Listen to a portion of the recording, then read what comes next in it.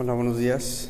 Me encuentro en Estrasburg, una ciudad aquí en Francia, y estoy en un pasadizo que comunica, que cruza el río Ill.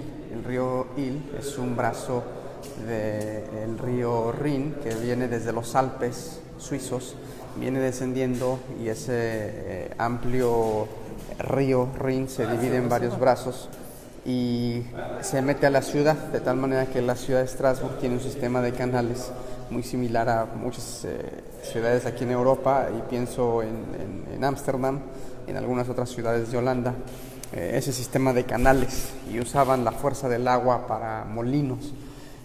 Pero lo que me llama la atención, voy cruzando aquí este pasadizo que cruza el río Ill, y me encontré con algo muy interesante que me genera muchas preguntas. No es algo bonito, no es algo que resalte por su belleza artística, pero sí es algo muy significativo,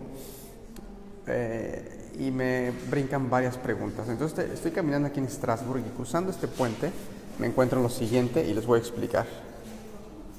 Voy a voltear la cámara. Número uno, bueno, es una serie, primero quiero decir, es una serie de varias figuras. Son varias figuras y las identifico perfectamente, sé más o menos de qué se trata. Aquí tenemos la primera figura, que parece que es lo que Apocalipsis 4 define. Si lees Apocalipsis 4 te vas a familiarizar con estas figuras, pero es uno de mis pasajes favoritos. Parece ser que ese es el Padre. Apocalipsis 4 describe una escena. Voy a voltear un poco la cámara.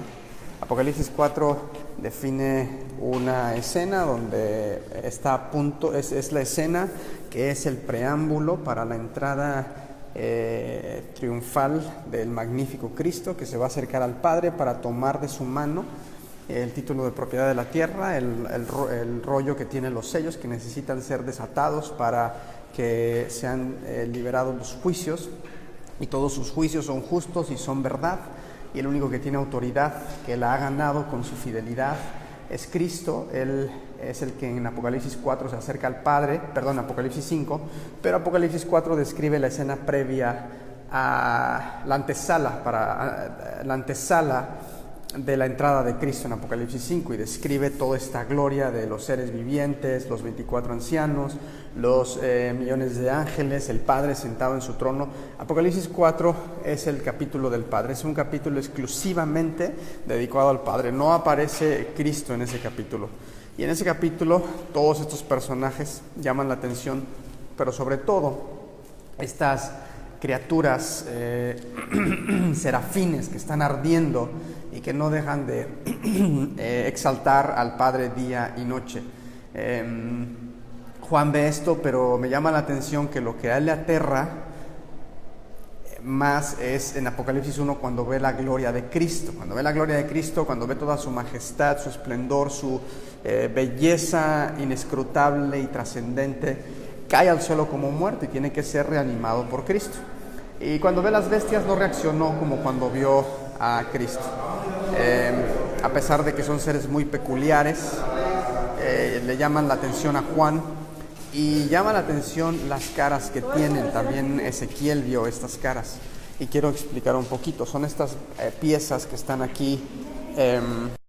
Me las encuentro y las identifiqué perfectamente, ubiqué de qué se trata más o menos. Creo que este es el Padre. Él está, nada más que si es el Padre tendría que estar sentado en un trono, pero parece ser que este es el Padre, es el anciano de días, y en su brazo podemos ver que tiene un libro, un rollo. Me da la impresión de que ese es el rollo. Ahora, número 2, tenemos a uno de los seres vivientes que Juan describe. Aquí está uno que tiene cara como de águila, aquí lo podemos ver, y sus alas están en movimiento, el ala de atrás está moviéndose, y claramente podemos ver que tiene su cara como de águila. Otro de los seres vivientes que vio Juan es uno que tiene cara de hombre. Aquí tenemos el que tiene cara de hombre, ahí están sus alas. Nada más que Ezequiel y Juan describen 2 pares de alas. Este es el tercer ser viviente que tiene cara como de león. Aquí lo podemos ver claramente. El cuarto ser viviente, el 4 y el último ser viviente, es el que tiene cara como de buey. Y aquí está. Tiene sus alas, tiene esa aureola detrás. Los 4 tienen esa aureola que identifica que son seres celestiales, seres angelicales. Este hombre, que parece ser que es el mismo tipo de escultura porque tiene los mismos colores, probablemente sea uno de los ancianos. Hay 4 seres vivientes y hay 4 ancianos en Apocalipsis 4. Y uno de los ancianos interactúa con Juan en Apocalipsis 5, es el que le pregunta que quién es digno de desatar su rollo, de tomar el rollo y desatar los 7 sellos. Y probablemente ese es el anciano, y probablemente en un caballo victorioso, Salmo 45, cabalga victorioso. Probablemente sea Cristo. Tiene un rostro más joven que el primer rostro que vimos. Tiene un rostro y una corona, una gran corona. Es una corona diferente a la que tiene el otro personaje. Nada más que si fuera Apocalipsis 4, no entra en caballo, entra a pie, escoltado por un gran séquito de ángeles. Pero probablemente este es Cristo. Y si se fijan, hago una comparación. Y sí se ve diferente. Este rostro es de un anciano y la corona es diferente, y parece que es el Padre. Entonces, lo que me llama la atención es ir caminando aquí y de repente encontrarme estas figuras con las que estoy muy familiarizado. De hecho, en mi casa tengo un cuadro de los 4 seres vivientes. Entonces, las preguntas que a mí me genera esto es ¿qué tipo de revelación o qué fue la necesidad o lo que motivó al escultor que hizo esto para modelar estas imágenes? No es algo común este tipo de pasajes. Generalmente son oscuros, generalmente, es decir, están llenos de luz. El Señor tiene mucha revelación con esto, pero es decir, hoy en día para la iglesia este tipo de pasajes como Apocalipsis 4 son pasajes de los que jamás se habla. ¿Cuándo has oído una predicación o una enseñanza de Apocalipsis 4? Claro que sí las hay muchísimas, pero en el promedio, en la iglesia promedio son temas que son muy desconocidos, están muy velados malamente, y no es nuevo. Esto ha sido a lo largo del tiempo. Siempre han sido temas no muy esclarecidos. Pocos hombres han dedicado su devoción a buscar en ayuno y oración la interpretación de estos mensajes. Pero me intriga qué habrá sido la motivación para hacer este tipo de escultura. ¿Qué tipo de revelación habrán tenido? Y no tiene aquí nada, ninguna letras o quién es el autor. De hecho, hay varias celdas y todas ellas tienen diferentes esculturas, muy feas, por cierto, muy, muy feas. No, eso para mí no es arte. Una vez que conoces la palabra de Dios, todos vean nomás, wow, qué impresionante, demonios y todo esto. Y aquí lo tienen como si fuera algo de valor. En aquellos tiempos bíblicos, el Señor instaba a los reyes a demoler, destruir todo este tipo de artefactos que solo seducían al pueblo a alejarse, a apartarse de Dios. Pero bueno, volviendo a estas imágenes, esa es la pregunta que me hago. ¿Quién habrá hecho esto? Ahora, la pregunta también me la hago porque resulta que en aquellos tiempos era muy común que las personas a las que tenían esta habilidad de esculpir, quizás esto era como el internet ahora, las obras de arte eran la última controversia para entender diferentes aspectos de la vida social, política, cultural. y en las pinturas y en las esculturas se imprimían los sentimientos y la opinión de la gente y la interpretación de los eventos que sucedían. Entonces, algo muy cierto es que en aquellos tiempos todos estos artistas y toda esta gente tenía vínculos muy estrechos con la realeza, y la mayoría de las veces, si no es que todas las veces, su manera de interpretar o de expresar el arte estaba completamente influenciada por las relaciones que tenían con la nobleza. Voy a poner un ejemplo. Da Vinci, Leonardo da Vinci, 1450, en Italia, también vivió en Francia. Este hombre ocupó varios puestos, tuvo varias condecoraciones, tuvo una aportación muy importante al arte, a la botánica, a la anatomía, a la ingeniería, a las matemáticas. Bueno, este cuate sabía hacer de todo, casi sabía hacer desde sabía hacer de todo. Pero este hombre recibía nombramientos. Por ejemplo, llegó a tener un nombramiento de ser estratega militar. No recuerdo cuál era su nombramiento específico, pero llegó a ser estratega militar, llegó a ser hasta consejero de la nobleza, llegó a ser también nombrado como el arquitecto oficial, muchos lo reconocen como el padre de la arquitectura también. Llegó a tener todas estas posiciones de tal manera que esto influía ciertamente en la manera en la que él expresaría su arte, y de tal manera que cuando Da Vinci hace la Santa Cena no fue en absoluto influenciada por ningún texto bíblico. Aquí podemos ver un poquito de Estrasburgo. Y volviendo a lo que estábamos comentando, Da Vinci no hizo la Santa Cena buscando ningún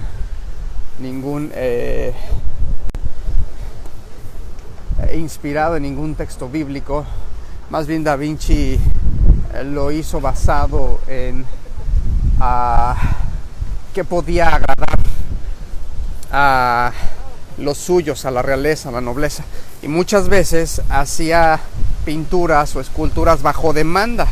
Algún hombre influyente le decía: oye, por favor, quiero que me hagas este cuadro, esta imagen, y él tenía que matizarlo, no para expresar la pureza de la palabra, sino tenía que hacerlo adaptado para complacer a aquellos a quienes servía.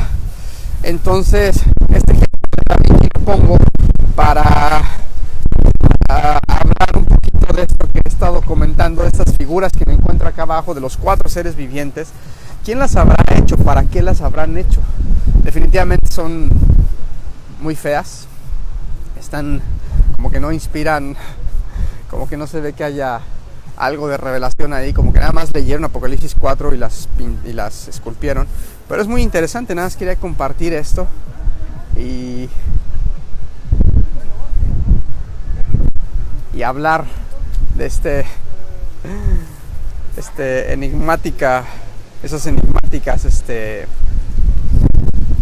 esculturas que hay acá abajo de este puente donde estoy. Ahorita estoy aquí en este puente que cruza el río Il, y bueno, me quedo con esa incógnita. No he leído nada ni he encontrado nada al respecto de esas esculturas, quién las hizo, de qué años son, pero sí son muy antiguas y sí es Apocalipsis 4. Y también cuál habrá sido su impacto de las esculturas, dónde habrán estado colocadas. No hay ningún letrero, no hay nada acá que explique más de esas imágenes, pero cuál habrá sido su impacto en la sociedad o en el ambiente espiritual o religioso de aquel entonces, porque seguramente debieron haber sido para la Iglesia Católica, que era la única que permitía este tipo de obras y que daba favor y daba el espacio para que los escultores pudieran expresar empezar esto, no pudo haber sido algo diferente, tuvo que ser algo para la iglesia católica. Y bueno, estamos aquí. Acá está la iglesia creo que es la iglesia de Notre Dame. Mide casi 150 metros de altura la torre. Una ciudad muy rica en cultura. Y ahora con esa gran sorpresa de los 4 seres vivientes en Strasbourg, que el Señor visite a esta ciudad con revelación de su palabra. También estuve en la mañana en una iglesia metodista. El fundador del metodismo, se me confunden a veces los nombres con Wesley y Whitfield, no, Wesley, John Wesley, de este hombre de Inglaterra. Hay muchas iglesias metodistas aquí en Strasbourg.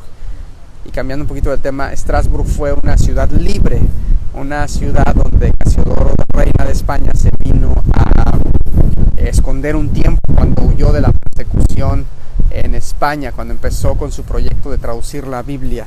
Y fue una ciudad libre en aquel entonces. Y John Wesley fue contemporáneo del conde Zinzendorf, nacen casi en el mismo año, y él fue el fundador del metodismo. Él no pensaba salir con una nueva organización, pero sin embargo así se dieron las cosas.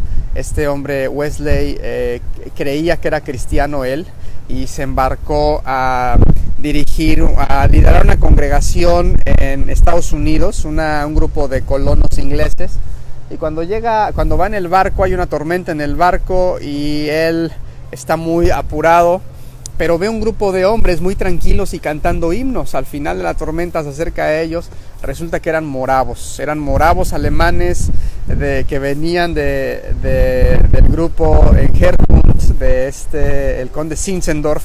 Y él les pregunta: oigan, ¿por qué ustedes estaban tan tranquilos? Y ellos le hablaron de Cristo y le preguntaron: ¿tú eres cristiano? Y él se quedó pensando y dijo: creo que eran solo palabras. Entonces él ahí tiene una conversión legítima, y realmente él creía que era cristiano, pero en frente de los moravos tuvo una conversión legítima. Se da cuenta del modelo de santidad en el que ellos vivían. Llega a la iglesia de estos colonos ingleses en Georgia, en Estados Unidos, y quiere implementar eso, pero no le gustó a la gente, de tal manera que regresa a Inglaterra. Y en Inglaterra empieza con un método. Él predicaba al aire libre. Él decía que las calles eran su plataforma. Él predicaba en las calles. Él se preocupaba mucho porque el cristiano leyera. Él repartía mucha literatura cristiana. Y por sus frecuentes viajes empezó a poner a otros hombres que se encargaran también de la predicación, porque era su fuerte la predicación. Él recorrió cientos de miles de kilómetros en su vida predicando, y finalmente la iglesia anglicana no reconoce el ministerio que él está llevando a cabo y le pide que tiene que aclarar que todo su grupo, sus amigos, sus predicadores, toda la infraestructura que ahora él tenía, que por favor solo se asegurara de aclararle a la gente que él no era anglicano. Entonces de ahí nace la denominación de los metodistas. Y estuve en la mañana en un servicio aquí en una iglesia metodista, muy conservadores. Parecía un poquito un funeral. Tomamos la Santa Cena y bueno, todavía existe algo de esto aquí en Strasbourg.